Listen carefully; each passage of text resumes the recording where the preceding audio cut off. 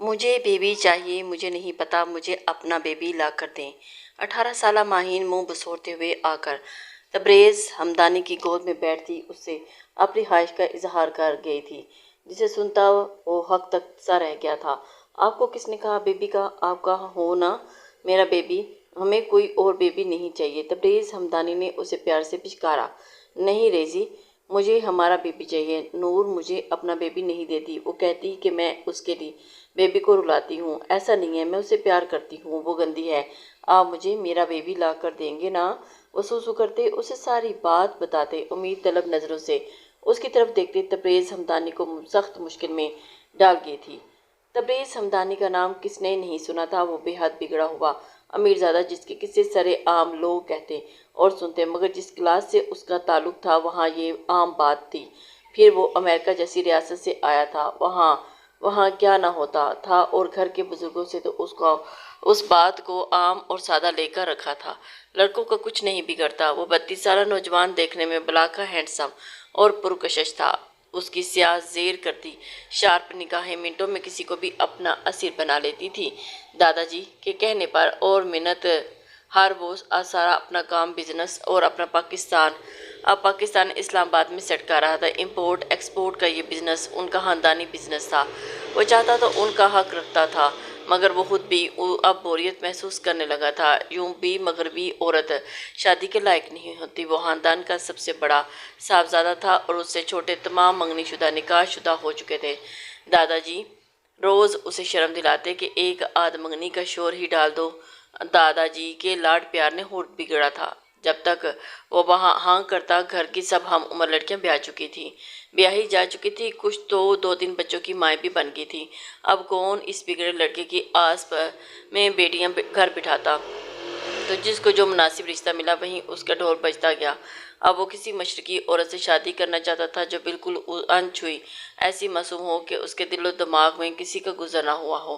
اس معاملے میں باہر رہ کر عجیب پوزیسو ہو گیا تھا۔ نہ کرتے بھی اور ہاں کرتے بھی اسے بزنس سیٹ کرتے کافی عرصہ لگ گیا، اور اب جب وہ 32 سال کا کمارا مرد تھا، وہیں اس سے 2-3-4 سال چھوٹے لڑکے آئے یا 2 بچوں کے ابا بن گئے تھے۔ میرے لیے کوئی لڑکی نہیں چھوڑی کہ مینو، میں بڑا تھا، تم سب نے میرا حق ضبط کیا ہے، وہ مصنوعی غصے سے بولا۔ تو محفل زعفران بن گئی۔ تبھی حاشر کی بیوی اندر داخل ہوئی۔ جیٹھ جی، اب کوئی اچھی سی لڑکی دے کر شادی کر لیں، آپ کی عمر تک ہمارے میاں پہنچے تو ہماری بیٹی کندھے سے کندھا جوڑ رہی ہوگی۔ انہوں نے کہا تو وہ بھی حبیب سا ہوا، کوئی اچھی لڑکی ملے تو کروں۔ ایسے ہی تبریز ہمدانی کا دل اور وجود کسی کے بھی حوالے کر دوں؟ اور یہ اچھی لڑکی کی کیا ڈیفینیشن ہے؟ انہوں نے دلچسپی سے کہا۔ تو تبریز کی آنکھوں میں چمک ابھری۔ ہاں، اچھی لڑکی سے مراد مسز حاشر ہمدانی ہے۔ اب وہ تو نہیں مل سکتی، تو اپنے آس پاس سے کوئی اپنے جیسی لے آئیں۔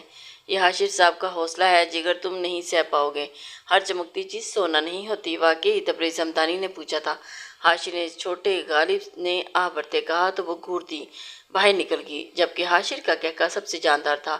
گھر کی سب سے بڑی بہو تائی شازمہ اپنی پلوٹھی کی اولاد کے لیے رشتہ دیکھ رہی تھی۔ شہر بھر میں دھوم مچ گئی۔ تبریز ہمدانی کو کون نہیں جانتا تھا۔ بڑے بڑے انویسٹر بہانہ بہانے اپنے بیٹیوں سے تبریز کو ملواتے۔ تائی شازمہ اپنے مائکے سے لڑکی لانا چاہتی تھی، مگر مسئلہ یہ تھا کہ وہاں اس کے جوڑ کی کوئی لڑکی نہیں تھی۔ حاشر کی شادی بھی انہوں نے اپنی بہن کی بیٹی سے کی تھی۔ اب ان کی صرف 2 ہی ذمہ داریاں باقی تھیں۔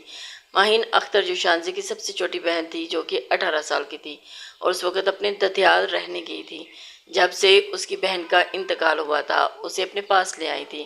دوسری ذمہ داری تبریز ہمدانی تھا، جس کی ناک پر کوئی لڑکی نہیں چڑھ رہی تھی۔ وہ روز نئے میرج بیورو والوں سے ہزاروں لڑکیوں کی تصاویریں لاتی اور آنے بہانے سے دور پرے کے میکے والے رشتہ داروں کے گھر بھی جاتی اور تبریز کا ذکر چھیڑتی، مگر تبریز ہمدانی تھا کہ اس کے دل میں اب تک کوئی نہیں سمائی تھی۔ میں نے یہ سوچ کر مشرقی لڑکی کے لیے شادی کی ہاں کی تھی کہ امی یہاں کی لڑکیاں چلاک نہیں ہوتی، گھر بسانے والی اور شوہر کی وفادار ہوتی ہیں۔ یہاں تو یہ عالم ہے کہ لڑکیوں نے مغرب کو بھی پیچھے چھوڑ کے رکھا ہے۔ واللہ اتنا میک اپ کرتی ہیں جیسے اللہ کی بنائی چیز پر اعتبار ہی نہیں۔ مجھے ان سب مصنوعی چیزوں اور آرائش سے نفرت ہے امی۔ مجھے اب کوئی لڑکی دکھائیں تو اس کے چہرہ دھلا ہوا اور اسی سادے حلیے میں رہتی ہو۔ اس نے چڑھ کر کہا تھا۔ اچھا تم فکر مت کرو، اور یہ مہین کا سامان تو اپنے کمرے سے نکال दो चार दिन का कहकर उसकी दादी लेकर गई थी। महीना हो रहा है, मैं तो सोच रही हूँ जाकर ले आऊँ, मगर सोचती हूँ वो लोग ये न समझें कि मासी होने का फ़ायदा उठा रही। मुझे बेटी की तलब थी तो मैं शांसे को ब्याह कर ले आई। मेरी बहन का खून था, उसने बेटी बनकर खूब दिखाया, मगर वो हसरत पूरी ना हुई। बहू और सास के रिश्ते के कुछ लिहाज और तकाजे होते हैं, हमेशा वो दरमियान में रहे। अल्लाह बख्शे, तुम्हारी हाला ने अपनी ज़िंदगी में ही अपने दोनों बेटे शांसे को ब्याह दिया था और फिर माहीन रह गई। अभी तो महज 17 साल की है, बिल्कुल मासूम गुड़िया। शादी तो कर नहीं सकते, मगर उसने तुम्हारी खाला के बाद जब मेरी गोद भरी तो मेरी बेटी वाली हसरत भी पूरी हुई। यूं भी उसके भाइयों ने उसे रखने से इनकार कर दिया। उन्हें लगता है कि वो पागल है, उसके रहते उनके बच्चों पर असरात होते, वो भी पागल हो जाते। मगर मैं अपनी बेटी को जानती हूँ, वो पागल नहीं है। आजकल की तेज तराज औरतों से बिल्कुल मुख्तलिफ, उसे दुनियादारी नहीं आती। शुरू से ही गांव की फिजा में ज़्यादा रही कि दादी ने बहुत मानूस थी, मगर अब वो बूढ़ी हो चुकी हैं और जवान होती लड़की की जिम्मेदारी नहीं उठा सकती, इसलिए उन्होंने जिम्मेदारी मुझ पर डाल दी। ये तो अम्मा जी का बड़ा एहसान है, वरना मेरी बेरंग जिंदगी में रंग तो थे, मगर फीके से। मतलब वो बाहर है, इसलिए आपने उसका घर का मास्टर बेडरूम अपनी लाडली को दे दिया। अब वो वापस आकर ववेला करेगी, जंग लग जाएगी यहाँ, इसीलिए वहीं रहने दें। उसने हंसकर अलमारी से उसके कपड़े निकालते कहा, नहीं, उसे दमे का मसला है तबरेज़। ये कमरा खुला हवादार था, मैंने उसका कुछ ही सामान यहाँ रखा, वरना तो उसका बेशतर सामान सामने के गेस्ट रूम में है। यहाँ तो बस बीमारी की सूरत में ठहरती थी। तो आपकी शहजादी अब कैसे बीमारी में यहाँ रहेगी? मेरी बीवी तो परेशान हो जाएगी, उसने हैरत से कहा। फिर निकाला, मैं सामने का गेस्ट रूम के लेता हूँ। नहीं, रहने दो, मैं उसे अपने कमरा देने का सोच रही हूँ, मगर अभी तो वो वापस आएगी, फिर कुछ सोचते हैं। तुम इतनी देर एडजस्ट कर लो।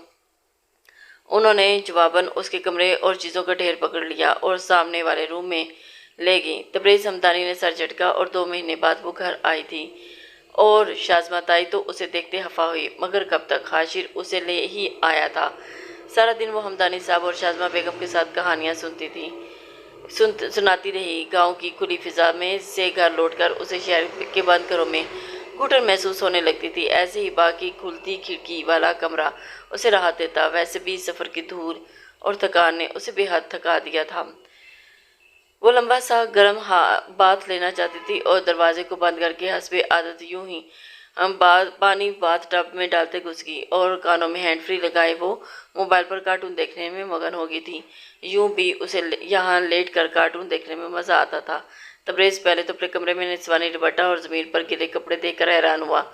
देखने से यूं ही लगता कि किसी ने उतार कर फेंके हैं। वो फ़ोन पर इतना मसरूफ़ था कि उसने ये बात गौर ही नहीं की कि ये कपड़े किसने रखे और क्यों रखे। वो अपना नाइट सूट निकाल कर बाथरूम की तरफ गया तो एक ही पल को बाथ टब में हंसती परी पैकर के जलवे देखकर साकत रह गया।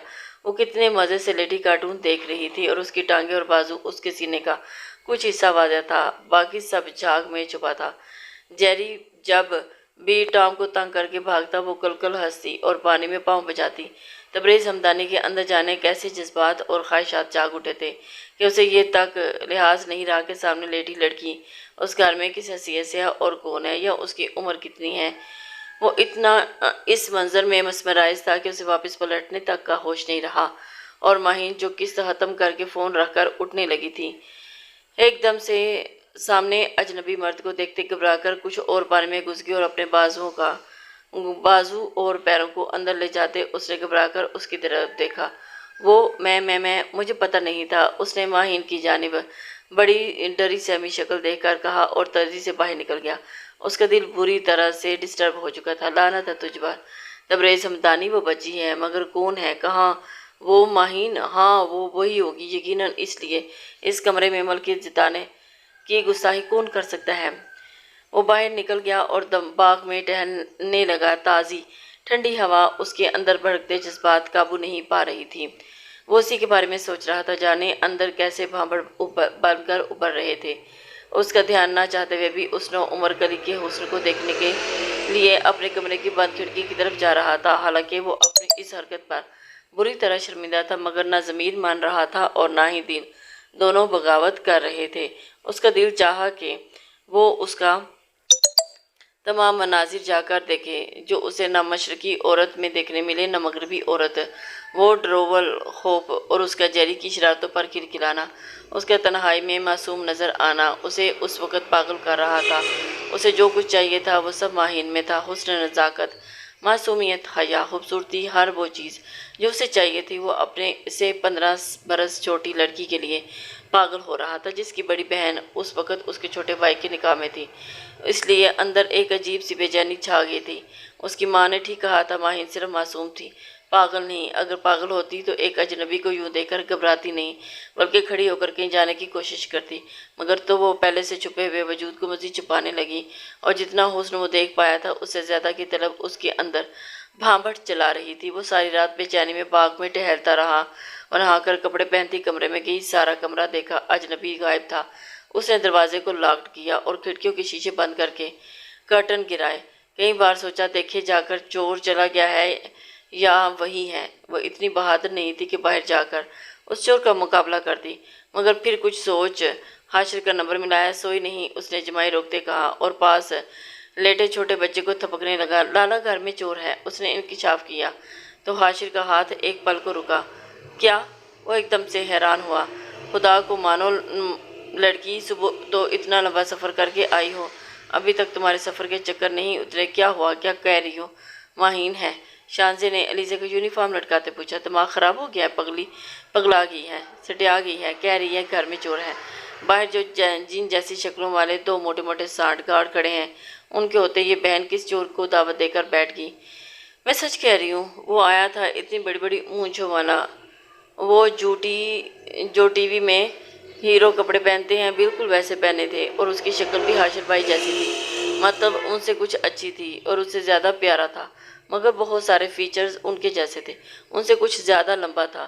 میں ابھی کارٹون دیکھ رہی تھی اور وہ مجھے آنکھیں پھاڑے دیکھ رہے تھے، پھر باہر نکل گیا تو میں نے سب دروازے کھڑکیاں بند کر دی، اس نے کہا تو حاشر خفیف سا ہوا، جبکہ شانزیں ہنسنے لگی۔ یہ تم نے چور کی خوبصورتی بیان کرنے کے لیے فون کیا ہے؟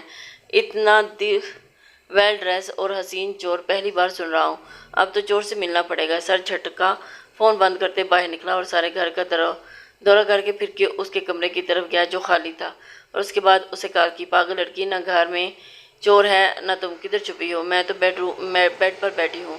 بیڈ پر؟ مگر بیڈ تو میرے سامنے خالی ہے۔ ارے سامنے والے روم میں آئیں۔ اس نے اٹھ کر دروازے سے لاک ہٹایا اور اشارے سے بلایا۔ تم لالا کے کمرے میں کیا کر رہی ہو؟ میں تو نہا رہی تھی، پھر سونا چاہتی تھی، مگر پھر چور آ گیا۔ تو لالا کہاں ہے؟ وہ ایک دم سے حیران ہوا تھا۔ لالا؟ مطلب وہ تو امریکہ ہے، پاگل لڑکی، وہ مہینہ ہو گیا ہے واپس آ گئے۔ امی نے تمہیں بتایا تو تھا، میں بھول گئی، مگر لالا تو کمرے میں نہیں۔ اس نے پلٹ کر جواباً الماریوں میں دیکھتے بتایا۔ حاشر کمر پر ہاتھ رکھے اسے گھورتا رہا۔ سو جاؤ، سارا گھر دیکھ چکا ہوں، یہاں کوئی چور نہیں۔ پھر اس کے سر پر چتر لگاتے پلٹ گیا تھا۔ تو پھر وہ کون تھا؟ کوئی بھوت پریت؟ اس نے جھرجھری لی اور بھاگ کر کمبل میں چھپ گئی۔ صبح تک وہ باغ کی ٹھنڈ کو اپنے اندر اتارتا رہا اور حتیٰ کہ ہڈیاں منجمد ہوگی، مگر اندر اس کی گرمی اور جنگ جاری تھی۔ اور پھر فجر کی نماز پڑھ کر اس نے اس کیفیت سے نکلنے کی دعا کی، مگر پھر اچانک ایک فیصلہ کر کے اپنی ماں کے کمرے میں پہنچ چکا تھا۔ کیا ماہین سے شادی؟ جی، ماہین اختر سے۔ اس نے جان کر پورا نام لیا تھا، مگر وہ بہت چھوٹی ہے تبریز۔ کیسے ممکن ہے؟ پھر شانزیں اس کی بہن کے اور تمہارے چھوٹے بھائی کی بیوی، دنیا ہنسے گی۔ مجھے وہ چاہیے امی، کسی بھی طرح، اگر اسے سیدھے طریقے سے میرے حوالے نہیں کریں گی تو میں اسے کڈنیپ کروا کے نکاح بھی کر سکتا ہوں۔ شاباش میرے بچے، پہلے تو شادی کی عمر نکال کر یاد آیا اور شادی کرنی ہے، اور اب جب خیال آیا تو جسے شادی کا شوشہ چھوڑا ہے اس کی عمر نہیں، اب وہ نابالغ ہے۔ ایک بار سوچو، اگر میں تمہاری منگنی کر بھی دوں تو اگلے 2-3 سال تو ہم اس کی شادی نہیں کر سکتے، اور تب تک تم 35-36 کے ہو جاؤ گے۔ اچھا لگے گا کپل؟ تمہاری عمر تک حاشر کی اپنی بیٹی اس کی طرح ہو لگے گی۔ لوگ جو ہنسیں گے، وہ الگ، میرا امریکہ تک اس گھر میں رہتا ہے، تنہاری چاچیاں خوب مذاق اڑائیں گی۔ یوں بھی تو انہیں ماہین سے چڑ ہے، میں نہیں چاہتی وہ معصوم بچی کسی کی نفرت کا شکار بنے۔ آپ کو مجھ کو ہر اعتبار ہونا چاہیے۔ ماں، میری بیوی کی طرف کوئی آنکھ اٹھا کر نہیں دیکھ سکتا، کجا کے نفرت کرنا، اور آپ ان کے پورشن میں جانے ہی کیوں دیتی ہیں؟ اسے تو میں پوچھتا ہوں، وہ وہاں جاتی ہی کیوں ہیں؟ یہ وہ وہ یہ دم پھڑک اٹھا، تبریز ہمدانی عقل سے کام لو، تم اسے ڈرا دو گے، وہاں عارف اور نور کی بچی ہیں اور سمیر کے بچے ہیں اور ان کے ساتھ کھیلنے جاتی ہے۔ اس کا دماغ بالکل بچوں کی طرح ہے، وہ لوگوں کے سخت رویہ اور سن میں چھپی نفرت حقارت نہیں سمجھتی، اس لیے اس کا اس گھر میں مقام ہونا چاہیے۔ کون رکھے گا میرے علاوہ اسے؟ بچوں کی طرح ہر طرح سے اس کا خیال رکھنے کا تیار ہوں، چاہے تو اسٹامپ پیپر پر سائن کروا لیں۔ تم مجھے کنفیوز کر رہے ہو تبریز، میں پھر بھی شانزی اور حاشر سے مشورہ کروں گی، پھر اس کی مرضی بھی ضروری ہے، اور پھر سب سے بڑا مسئلہ وہ نابالغ ہے، اسے میں خود بالغ کر لوں گا، آپ لوگ بس ولی بن کر اسے میرے حوالے کریں۔ اس نے اس پر حتمی فیصلہ کیا اور وہ بیٹے کی ہر درمی دیکھ کر رہ گئی تھی۔ شادی کا بھوت چڑھا تھا تو کس طرح سے تھا؟ انہوں نے شانزی اور حاشر سے بات کی تو کتنے پل دونوں ایک دوسرے کو دیکھتے رہے، تو شانزی تو البتہ کچھ بولی نہیں، مگر حاشر گلا کنکارا کا رہ گیا اور صاحب کی کاش منہ میں ڈالتے ہوئے آہستگی سے بولا، لالا سے تو اچھا کوئی اور ہے ہی نہیں، ماہین کی نیچر، اس کی معصومیت کا فائدہ باہر کے لوگ اٹھا سکتے ہیں مگر لالا نہیں، یہاں وہ ہم سب کی نظر کے سامنے رہے گی، اور پھر کوئی مسئلہ ہوا تو ہم ہیں نا؟ کیوں شانزی؟ اس نے شانزی کی کو نہیں ماری، وہ یکدم خیال سے جاگی تھی اور ایک دم سے خیال ابھر کر باہر آیا۔ کیا جی؟ حاشر نے گہری سانس کی اور اس کا چہرہ تھاما، تمہیں لالا اچھے نہیں لگتے یا پھر ان پر یقین نہیں؟ ایسا کچھ نہیں ہے، مگر میں سوچ رہی تھی کہ ماہین کا ریاکشن کیا ہوگا، اور دادی جان وہ کیا کہیں گی؟ وہ سب تم مجھ پر چھوڑ دو، بس تم نکاح کی تیاریاں کرو، 3 مہینے بعد وہ 18 کی ہو جائے گی اور پھر ہم اس کا نکاح کر دیں گے۔ شانزی نے سر اٹھا کر سر ہلایا اور پھر حاشر نے کیسے سب کو منایا، کیسے سب خوا ہوا کوئی نہیں جانتا تھا، مگر شاٹ تو سب کو تب لگا تھا جب حاشر نے ماہین کے منہ سے بھی ہاں نکلوائی تھی۔ تبریز ہمدانی ماہین کے سامنے جانے سے کترا رہا تھا، وہ جانتا تھا کہ اس بار وہ اس کے سامنے آئی تو وہ جذبات میں کچھ غلط کر بیٹھے گا۔ بہرحال اس نے یہ 3 مہینوں کا طویل انتظار کاٹنا تھا اور کاٹ بھی لیا۔ ان 3 مہینوں میں ماہین یہ تو جانتی تھی کہ اس کا نکاح تبریز ہمدانی سے ہے، مگر اس نے نہ ہی اسے دیکھا تھا اور نہ ہی دیکھنے کی چاہت ظاہر کی تھی۔ گھر والے اس کی معصومیت پر مسکراتے رہے۔ حسب توقع جہاں سے مسز ہمدانی کو لان تان کی فکر تھی دیورانی کیا کہے گی، وہاں سے جامد خاموشی اختیار کی گئی تھی۔ وہ کبھی کبھی خود ہی پچھلی طرف بنے گھر سے ملحق گھر میں جاتی جس کا بس پرورش الگ تھا، مگر تھا ایک ہی گھر، مگر بارہا خریدنے پر بھی دیورانی کچھ نہ بولی۔ ہاں البتہ ان کا لہجہ پہلے سے کچھ روکھا ہو گیا تھا، اور عارف کی بیوی جو پہلے تائی اور ان کے بچوں سے خار کھاتی تھی، نہ جانے کیوں اتنی خوش تھی کہ ماہین کی شادی ہونے جا رہی۔ وہ خوشی کا الگ ہی لیول ہوتا، روز اپنے 3 بچوں اور ہونے والے بچے سمیت ٹپک پڑتی اور اشتیاق سے چیزیں دیکھتی۔ اس ادا اور اشتیاق سے تو ماہین بھی نہیں دیکھتی تھی، بلکہ اس نے تو دیکھی ہی نہیں، وہ تو اس کی تو اپنی ایک دنیا تھی، کارٹون اور کالج سے اکیڈمی گھر آ کر کارٹون اور فرائز جوس۔ وہ اپنی پرانی دنیا میں اس قدر مگن تھی، نہ جانے بنا کہ کس کے دل کی دنیا میں کیسے طوفان اٹھا کر وہ مزے سے رہ رہی ہے۔ اور پھر نکاح کے بعد اسے باغ کے جھولے میں تبریز ہمدانی کے ساتھ بٹھایا گیا۔ وہ تو پہلے جذباتوں میں تپا بیٹھا تھا اور اب حسن ہتھیاروں سمیت دیکھ کر بھڑک اٹھا تو کچھ ملکیت کا احساس تھا۔ امی مجھے رخصتی چاہیے ابھی، آپ صرف نکاح پر نہیں ٹرخا سکتی، اب میری گھر بسانے کی عمر ہے۔ اس کی فرمائش طویل ہوئی۔ اس نے بحث شروع کی۔ اندر کے کمرے میں دادی جان، شازمہ، مسٹر ہمدانی، حاشر اور شانزی تھے۔ نہ جانے کیا کھچڑی پک رہی تھی کہ باہر اس کا دل کھول کر اپنی پسندیدہ آئس کریم کھائی تھی اور معدہ اس قدر ٹھنڈا کیا کہ چینکیں لگی تھی۔ یہ جانے بنا کہ اندر کوئی اس کی چاہت میں کس طرح جا رہا ہے، سمجھنے کی کوشش کرو۔ تبریز وہ بچی ہے، ابھی بچوں کی ذمہ داری نہیں اٹھا سکتی۔ بالآخر مسٹر ہمدانی نے نازک پہلو اجاگر کیا تو اس نے گہرا سانس لیا۔ اوکے، میں اس کی اجازت کے بنا اولاد کی چاہت بھی نہیں کروں گا، مگر مجھے چاہیے ابھی اور اسی وقت، میں اس کے بغیر ایک پل بھی نہیں رہ سکتا۔ تبریز ہمدانی نے اپنی خواہش کا اظہار کیا، اس نے اکھڑے لہجے میں کہا، اور اب کے سب نے ہونک بنے شانزی کی طرف دیکھا۔ اس نے ہلکی سی ہاں میں گردن ہلا دی تھی، اور بس پھر جب رخصتی کا شور اٹھا تو بہت سے لوگ ناراضگی میں چلے گئے اور بہت سے لوگوں نے حسد سے ماہین کو دیکھا، اور ایک ایسا شخص بھی تھا جس نے ماہین کو دھندلاہٹ بھری نظروں سے دیکھا اور پھر اوجھل ہو گیا۔ تبریز ہمدانی کی اس حرکت پر سب نے بہت ہوٹنگ کی اور اسے تنگ کرتے رہے۔ شانزی اسے تبریز ہمدانی کے کمرے میں چھوڑ کر نیک لینے کے چکر میں باہر نکل گئی تھی۔ اندر اس نے مزے سے سارے ہتھیار ہٹا کر شاور لیا اور نائٹ سوٹ زیب تن کرتے کارٹون آن کیے اور ساتھ ہی اپنے چپس کے پیکٹ کھانے لگی۔ شکر ہے صبح سنڈے ہے، ورنہ آج کے فنکشن کی وجہ سے چھٹی ہو جاتی۔ اور وہ بڑبڑائے، باہر شانزے سمیت سب کزنز تبریز ہمدانی کو روکے، اس سے نیک لینے کی درگت بنانے پر تلے تھے، اور دادی جان اور اماں نے اس کا صدقہ اتارا تھا۔ آج سے پہلے اتنا خوش کبھی نہیں دیکھا تھا، اور اس وقت خوشی پا لینے کی چمک اس کے انگ انگ سے پھوٹ رہی تھی۔ وہ مشکل ان سے جان چھڑا کر وہ کمرے میں داخل ہوا تو پورے بیڈ پر ملکہ بنی سو رہی تھی۔ چپس اور ریپرز بکھرے ہوئے تھے اور فون پر کارٹون چل رہے تھے، خود انہیں دنیا کی کوئی ہوش نہیں تھی۔ اچھا بچوں، ہمیں بے چین کر کر خود سکون کر رہی ہو۔ اس نے پہلے سارے ریپرز اور دیگر چیزوں کو ہٹایا، پھر اپنی سفید کف دار قمیض کے کف کھولتے، کف لنکس رکھے اور بازو آدھے اوپر کر کے خود کو ریلیکس کیا، اور پھر ماہین کے قریب بیٹھتے اسے ہلایا۔ 2-3 بار ہلایا تو وہ کسمسائی اور اس کے ہونٹوں پر چپس کا مسالہ لگا تھا جو وہ چاٹنے لگی، اور اسے زبان پھیرتے دیکھ کر مزید اسے جگانے کی فکر چھوڑ اس کے ہونٹوں پر کفل لگ چکا تھا۔ ماہین پہلے تو کتنی ہی دیر خود پر چکے شخص کو ہٹاتی رہی، پھر تابڑ توڑ مکے مارتی رہی، اور پھر مگر ان نازک ہاتھوں سے اس کا کیا بگڑنا تھا؟ الٹا اس کے دونوں ہاتھ وہ گرفت میں لے کر اونچا کر چکا تھا۔ اپنی مرضی سے اسے چھوڑتے وہ سیدھا ہوا اور سرخ ہونٹوں پر ہاتھ پھیرتی رو رہی تھی۔ اسے دیکھتے ہی ڈر گئی۔ چور چور چور چور، وہ ایک دم سے شور مچانا شروع کر دیا۔ تبریز اس کا ریاکشن پر ٹھٹکا اور اس کی گرفت ڈھیلی پڑی، اور اگلے ہی پل وہ چھلانگ لگا کر کمرے سے نکل گئی۔ تبریز ہمدانی اس کے پیچھے لپکا۔ حاشر بھائی، آپ ہی چور، ماما چور، تمہیں ہم سب چور نظر آتے ہیں؟ غالب تو بھڑک ہی اٹھا تھا۔ میرے کمرے میں چور ہیں، اس نے مجھے یہاں، یہ وہی چور ہے جس دن اسے مجھے نہاتے دیکھا اور کسی نے میری بات کا یقین نہیں کیا تھا۔ تذلیل کا کوئی آخری لیول تھا جو تبریز ہمدانی نے محسوس کیا تھا۔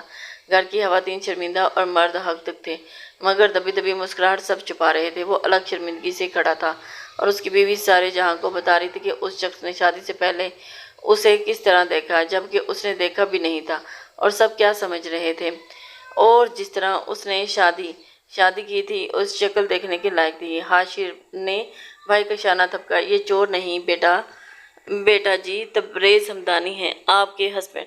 ہمدانی صاحب کے بیٹے پر ترس آ گیا اور انہوں نے پیار سے اسے پچکارتے کہا تو حیران ہوئی، مگر تبریز تو میں نے تو کبھی انہیں دیکھا نہیں، پھر یہ یہاں کیسے آئے؟ اور انہوں نے میرے ساتھ، وہ مزید تبریز کو شرمندگی سے دوچار کرتی کہ شانزے اسے کھینچ کر لے گئی اور اسے بٹھایا سائڈ پہ۔ دیکھو ماہین، میری بات سنو۔ پیچھے غالب اور حاشر کے کہہ کے ابھر رہے تھے اور پیشانی کھجاتے انہیں گھورنے لگا۔ باقی سب کی مسکراہٹ دباتے نکل گئے۔ شانزے نے اسے تبریز کے بارے میں سب بتایا اور یہ سمجھایا کہ ان کے درمیان کی باتیں راز ہیں۔ میاں بیوی ایک دوسرے کا لباس ہوتے ہیں۔ اسے زمانے کی اونچ نیچ سے لے کر اس کے فرائض بتائی۔ پتہ نہیں اس کی سمجھ میں کچھ آیا بھی تھا کہ یا نہیں، مگر شانزے کو اس سے بہت امیدیں تھیں اور کچھ تبریز پر اعتماد تھا، اب وہ اسے ہینڈل کر لے گا۔ وہ چلی گئی تو اسے کمرے میں آتے دیکھ کر حاشر نے شرارتی مسکراہٹ سے دیکھا تھا اور اسے ایک دم سے کہکا لگایا، جو اپن شانزے بے شعور کی شرارت سمجھ کر ہنستی تھی اور حیران ہوئی۔ اس بار وہ اپنے آپ کو ریلیکس کرتا کمرے میں گیا اور اسے دیکھ کر لب کاٹنے لگی۔ آئی ایم سو سوری، اس نے کان پکڑ کر کہا تو تبریز ہلکا پھلکا ہو گیا، پھر اس کے قریب بیٹھ کر اسے گلے لگایا۔ تم اور میں بیسٹ فرینڈ ہیں ماہی، تمہیں اب سے کچھ بھی چاہیے ہوگا تو مجھے بتاؤ گی، تم اپنی ہر بات، ہر وش مجھ سے شیئر کرو گی، یہی اس ریلیشن شپ کا ٹاسک ہے۔ میری سب نیڈز تم سے پوری کرنی ہے، میرا کھانا، میرے کپڑے، میری محبت، اور تمہاری کارٹون، چپس اور دیگر جتنے بھی شوق ہیں ان کی ذمہ داری میری۔ وہ نرمی سے اس کے بازو سے لاتے سمجھا رہا تھا۔ اور اس دن میں غلطی سے واش روم گیا تھا، مجھے نہیں پتا تھا کہ تم وہاں اس طرح کارٹون دیکھنے میں مصروف تھی، اور قسم سے میں نے زیادہ کچھ نہیں دیکھا، بلکہ یوں کہہ لو کہ میں نے کسی خاص چیز کو نہیں دیکھا، اور پھر اسی لیے میں تمہارے سامنے نہیں آتا تھا، کہیں مجھ سے کنٹرول نہیں ہوا تو اس بات کا ڈر تھا، وہی ہوا۔ اس نے گہری سانس، آئی ایم سوری تبریز، اس نے اس کی طرف شرمندگی سے سرخ چہرہ اور شرمندگی کے ساتھ کہا تھا۔ وہ دھیمے سے ہنس پڑا تھا اور لب اس کی پیشانی پر رکھے تھے۔ اٹس اوکے مائی لو، ماہی، اور تم مجھے تبریز نہیں صرف ریز کہا کرو گی، مجھے اچھا لگے گا۔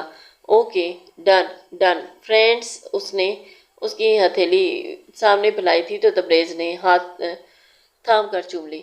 Best friends Maheen. وہ گھر میں داخل ہوتے سب سے پہلے اسے پاس بلاتا جیسے گھر کے سب سے چھوٹے بچے کو بزرگ بلاتے ہیں، اور ماہی حاضر ہو جاتی۔ ان کی شادی کو 10 مہینے ہونے والے تھے اور ماہین کی نسبت کافی سمجھدار ہو گئی تھی۔ اس میں واضح تبدیلیاں دیکھ کر دادو اور باقی سب بھی مطمئن ہو گئے تھے۔